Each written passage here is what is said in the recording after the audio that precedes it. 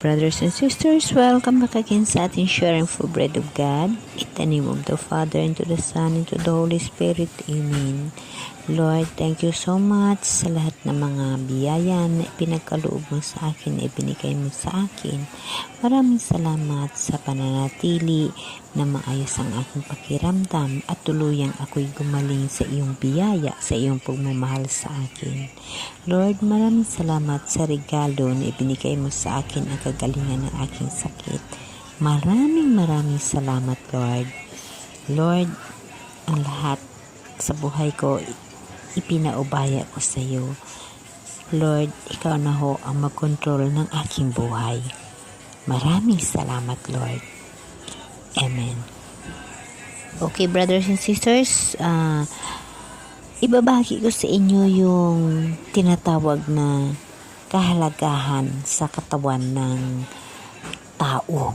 Ang pinaka-importante na bahagi ng katawan ng tao na ito ay magagamit natin patungo sa mahal na Diyos, na kung saan diyan ang susi upang atin maitalambuhay ang mga alituntunin ng mahal na Diyos sa buhay natin sa pamaraan ng bahagi ng ating katawan. Ito ay makikita nyo sa Matthew chapter 6 verse 22.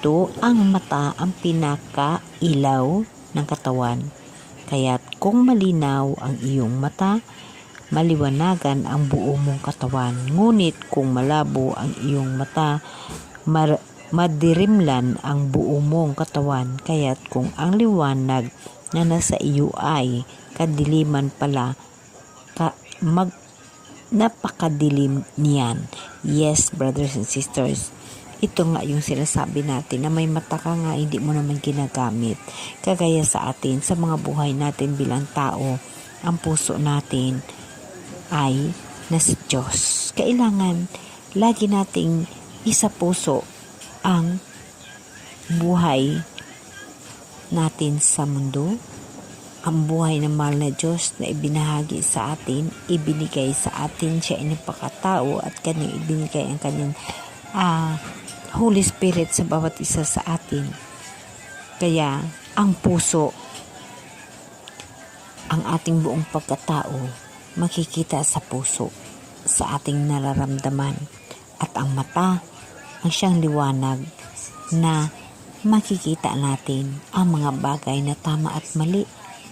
Kaya dapat alalahanin natin lagi na maliwanag ang ating mata sa pag-unawa ng mga bagay na kagustuhan ng mahal na Diyos, ang kaaya-aya sa kanyang paningin.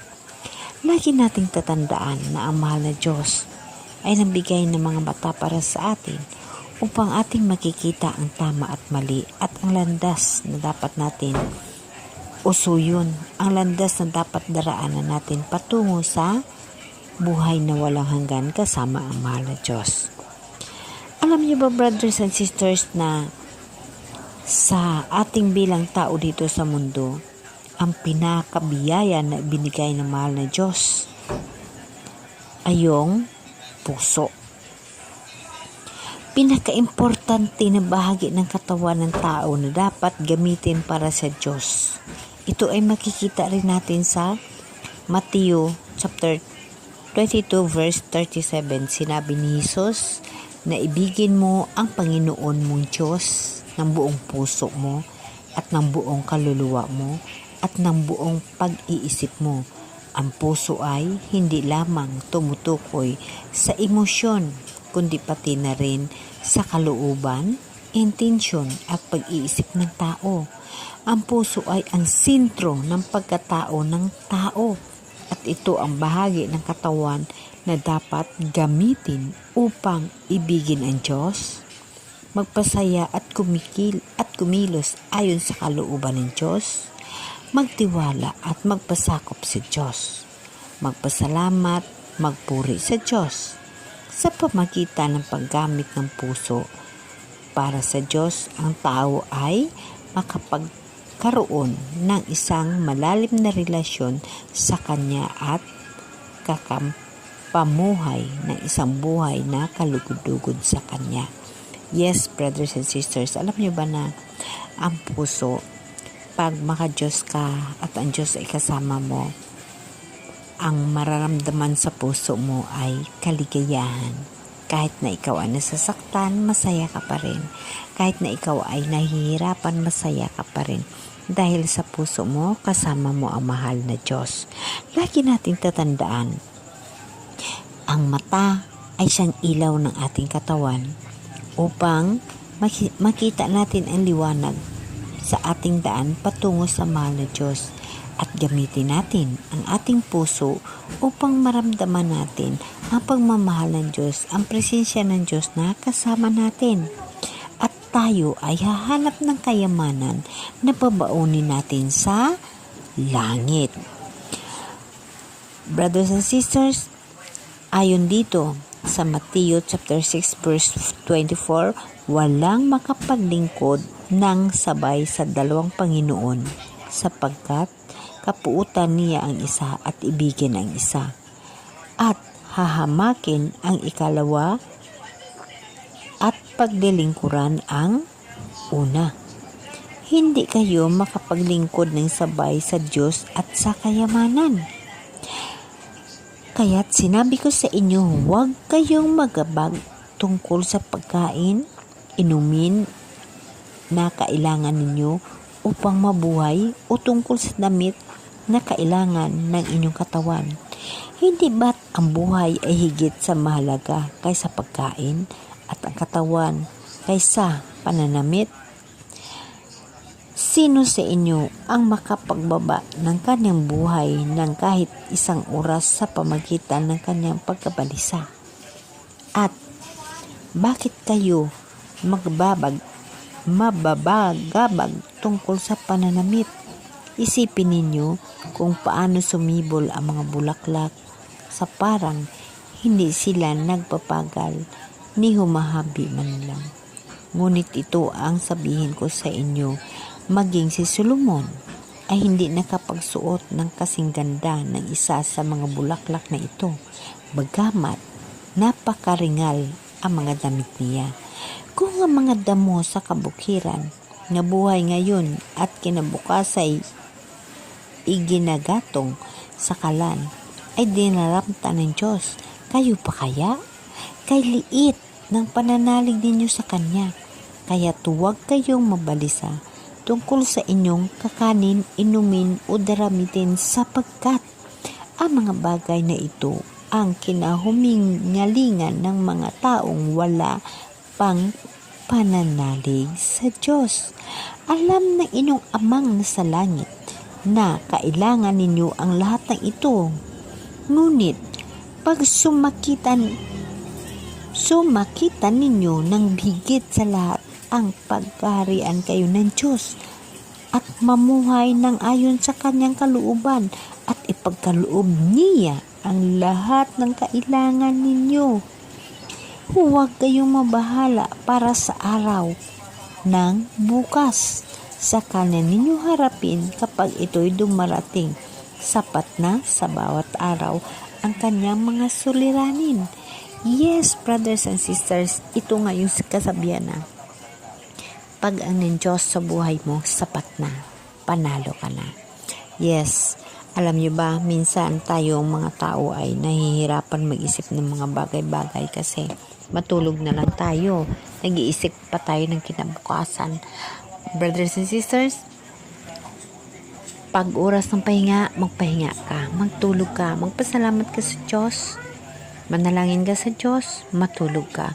Huwag mo isipin ang para bukas, kasi hindi mo alam kung gigising ka o hindi. Kaya matulog ka, magpasalamat ka sa Diyos, ikampo mo ang iyong pagpapahinga. Sa iyong paggising, magpasalamat ka muli at kausapin mo siya sa obligasyon mo sa araw na yon, kasi hindi ka pabayaan ng ating mahal na Diyos. Nandyan ang iyong mga mata na makakita ng mga bagay, makahanap ng mga bagay na iyong pangangailangan. Nandyan ang iyong puso na makaramdam at maunawaan ang bawat utos at bawat pahiwatig ng mahal na Diyos sa buhay mo. Kapatid, lagi mong tatandaan, ang mga bagay sa mundo ay hindi mo dapat simbahin o alalahanin dahil yan lahat ay lilipas at kung ang mahal na Diyos ay nasa sayo at nanampalataya ka ng lubos, ang lahat ng pangangailangan mo, siya mismo ang mag-provide nun. Siya ang gagawa ng mga bagay upang ma-providean ang iyong pangangailangan. Ang dapat mo lang gagawin, gamitin mo ang iyong mata at ang iyong puso. Mag-impok ka ng kayamanan para sa langit. Dahil dito sa lupa, ang pagtulong sa iyo ng mahal na Diyos upang mapatagumpayan mo ang mga trials, ang kahirapan dito sa mundo, ay nandyan ang mahal na Diyos na tutulong sa iyo. Hindi ka pababayaan ng mahal na Diyos. Kilalanin mo siya, tanggapin mo siya, kausapin mo siya na siya ang iyong Diyos, siya ang iyong tagapagligtas. Hindi ka pababayaan ng mahal na Diyos. Kapatid, lagi mong tatandaan na ang mga bagay dito sa mundo ay agi lamang. Huwag mong isipin may bagong damit ka o luma. Okay lang. Ang importante, ang mahal na Diyos ay kasama mo. Panalo ka. Dahil ang lahat na iyon ay mula sa Diyos. Maging kontento ka lang. Huwag kang pasikat. Huwag kang magyabang. Dahil ang mga bagay na yun ay dadaan lamang. Ang importante, gamitin mo ang iyong mata at ang iyong puso upang makaimpok ng kayamanan sa langit. Dahil doon, ang buhay na mas importante para sa atin, ang buhay na walang hanggan, ang buhay na kasama natin ang mahal na Diyos sa bagong langit at bagong lupa na Kanyang ipinangako. Brothers and sisters, lagi nating tatandaan na ang ilaw ng katawan ay yung ating mga mata at ating gagamitin yun para makarating tayo sa buhay na walang hanggan. Gamitin natin ang ilaw ng ating mga mata upang matuwid na landas ang ating madaraanan. Ang pagmamahal sa kapwa, ang yun ang ating gagawin dahil pagmahal mo ang iyong kapwa, mahal mo ang mahal na Diyos. Pagmahal mo ang iyong kapwa, nandyan sa iyo ang mahal na Diyos. So pag nandyan sa iyo ang mahal na Diyos, panalo ka kapatid. Yan ang lagi mong tatandaan. Kaya kailangan mag-ipon tayo ng kayamanan sa langit. Huwag tayong iipon ng kayamanan dito sa lupa. Dahil dito sa lupa, mayroon pang magnanakaw. Kakalawangin yan. Ngunit ang kayamanan sa langit ay walang kamatayan. Brothers and sisters, lagi nating tatandaan na ang pagmamahal sa kapwa ang pinaka-importante. Huwag mong hatulan yung iyong kapwa. Huwag kang humatol. Never judge others. Tatandaan mo talaga yan. Kasi, alam mo ba, na ang ating ginawa, kahit 1,000 pang ating ginawa, pag gumawa tayo ng isang kasalanan at present at hindi tayo nagsisi, malaking ating pananagutan sa mahal na Diyos. Ngunit ang makasalanan, pag sila ay magsisi kahit ano kalaki ang kanilang kasalanan, sila ay papatawarin ng mahal na Diyos. So huwag kang mag-judge sa iyong kapwa. Dahil malay mo, nag-reconcile sa kay Lord, no? Numbalik sa kay Lord. So, ibig sabihin, napatawad siya ng mahal na Diyos dahil ang ating mahal na Diyos ay mapagmahal. Madali niya tayo patawarin basta tayo ay manampalataya at magtiwala lang sa Kanya. Papatawarin tayo ng mahal na Diyos at lagi nating tatandaan ang mga bagay na yan. No, si Solomon na pinakamayaman yan sa Biblia, no, hindi simple lang siya, simple lang ang kanyang pamumuhay pero hari siya at napakayaman at napakatalino. Ganon din ho dito sa ating buhay sa mundo, magiging simple lang ho tayo. Huwag ho tayo impok o manalangin o humingi ng kayamanan sa mahal na Diyos para lang dito sa lupa. Ang hihingiin natin na kayamanan, ang kayamanan na madala natin sa langit upang magamit natin sa ating buhay. Brothers and sisters, tatandaan natin na ang mahal na Diyos ay lagi nasa puso natin sa bawat isa sa atin. Gamitin ang mata upang makita ang daraanan patungo sa buhay na walang hanggan.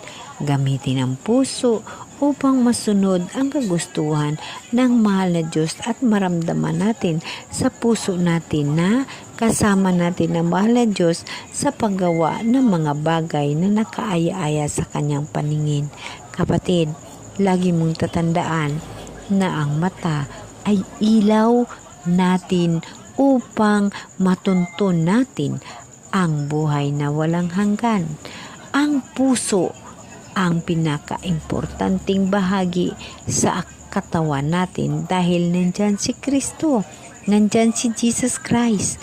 Ang maramdaman mong sakit para sa iyong kapwa ay maramdaman ng ating mahal na Diyos dahil ang Holy Spirit ni Jesus Christ, ang Espiritu Santo na sa atin, at yan ang pag-ibig sa puso ng bawat isa.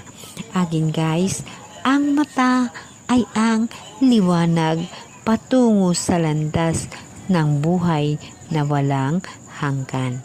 Amen? Amen.